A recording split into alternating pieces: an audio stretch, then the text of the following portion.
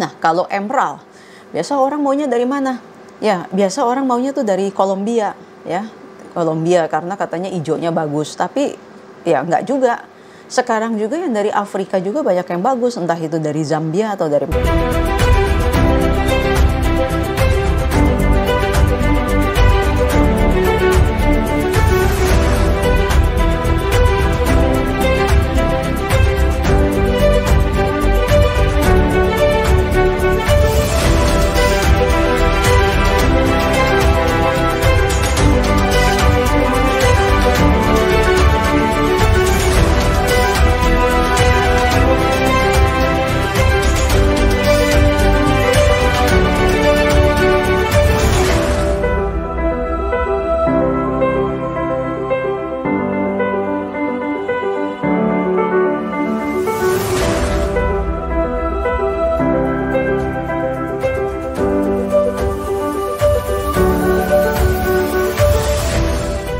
Halo, ketemu lagi dengan saya Sumarni Paramita. Nah, hari ini saya ingin membahas tentang investasi batu permata. Ya pasti kan kalau orang sudah istilahnya berurusan dengan batu permata, pasti kan kesatu membelinya itu untuk apa? Kesatu kesenangan dulu, hobi. Kedua untuk investasi. Ya biasanya sih seperti itu ya. Nah, jadi apa sih yang buat investasi? Biasanya faktor-faktor yang menentukan investasi itu apa? Ya, kesatu ya pasti kualitas kan. Ya, selain itu apa? Ya, bentuknya size itu apa? Ukuran besar kecil. Nah, ada lagi yang pernah saya sebutkan di video terdahulu adalah rarity, yaitu kelangkaan. Ya, ada lagi sertifikat. Sertifikat itu artinya yang menyatakan atau barang itu ada istilahnya surat lahir ya, istilahnya sertifikatnya, entah itu dari mana dan dari mana. Yang terakhir adalah origin, jadi origin dari batu permata tersebut.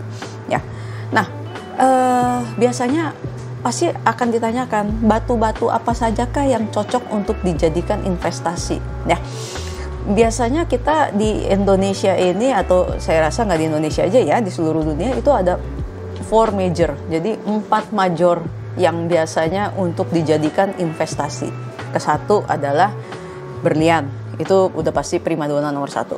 Kedua ada lagi ruby, ada lagi safir, ada lagi emerald ya. Jadi ruby, safir, emerald atau jamrud serta berlian.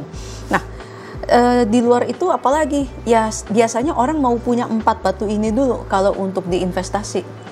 Setelah itu baru mungkin akan mencari batu-batu lainnya lagi, misalnya chrysoberyl atau batu tanzanite atau batu sapphirite, garnet dan lain-lain, atau cat's eye chrysoberyl atau apapun ya.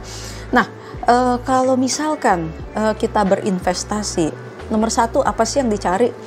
Nomor 1 itu sudah pasti akan dicari adalah jenisnya, mau apa dulu, ruby, safir, emerald atau apa. Yang kedua yang akan dicari adalah apa coba? Yang dicari pasti adalah kita mau yang natural, itu pasti natural ya, tidak sintetik. Kedua, treatmentnya apa? Apakah heating, no heat atau apa? Itu kalau untuk ruby dan safir ya. Kalau untuk emerald ya udah pasti 99% mengandung oiling atau opticon, itu sudah pasti tidak masalah ya.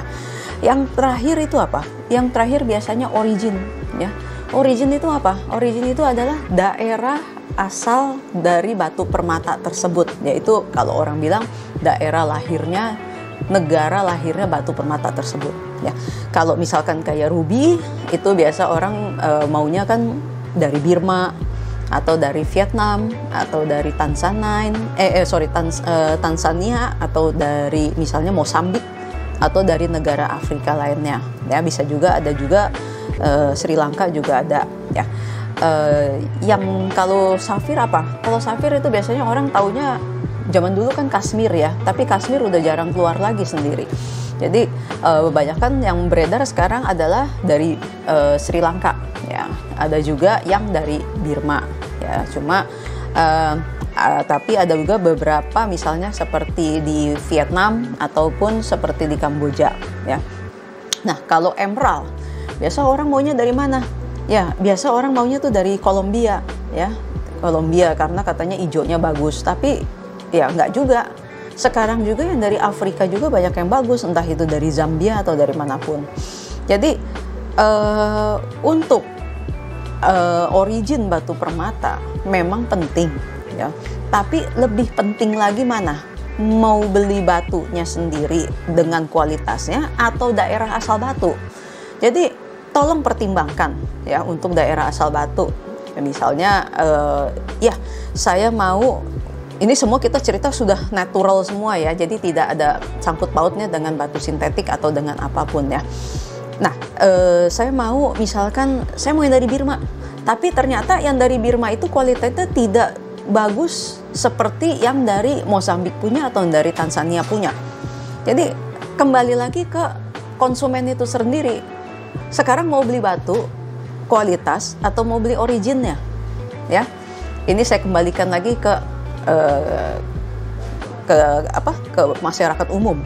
Mau beli batu kualitas atau mau beli origin, ya.